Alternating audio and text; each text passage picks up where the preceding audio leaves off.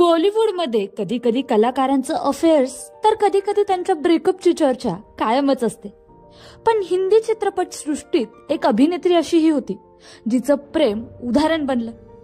या अभिनेत्रीच्या आयुष्यात प्रेम तर आलं, पण मात्र असं काही घडलं ज्यामुळे सर्वच बदललं.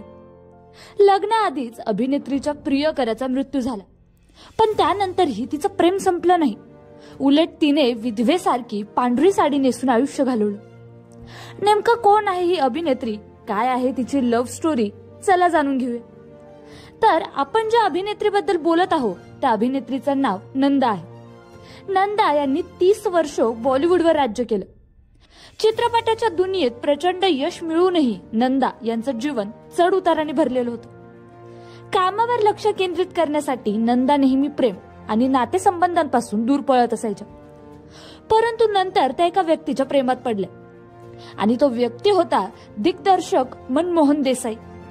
असं म्हणतात की मनमोहन देसाई यांचं नंदा यांच्यावर मनापासून प्रेम होतं, पण त्यांनी कधीही त्यांचं प्रेम उघडपणे व्यक्त केलं नाही.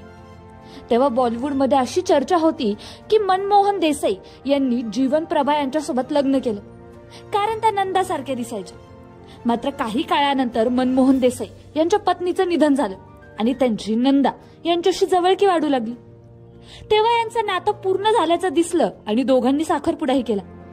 पण साखरपुड्याच्या अवघ्या 2 वर्षांनी मनमोहन देसाई यांचा घराच्या बाल्कनीतून पडून मृत्यू झाला.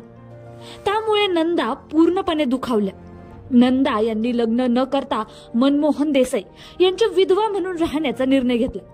रिपोर्टनुसार या अपघातानंतर नंदा फक्त कामानिमित्त बाहेर जायच्या, पण जेव्हाही त्या कुठेतरी जायच्या तेव्हा त्या पांढऱ्या रंगाची साडी नेसलेल्या दिसायच्या. आणि 2014 मध्ये नंदा यांनी या जगाचा निरोप घेतला.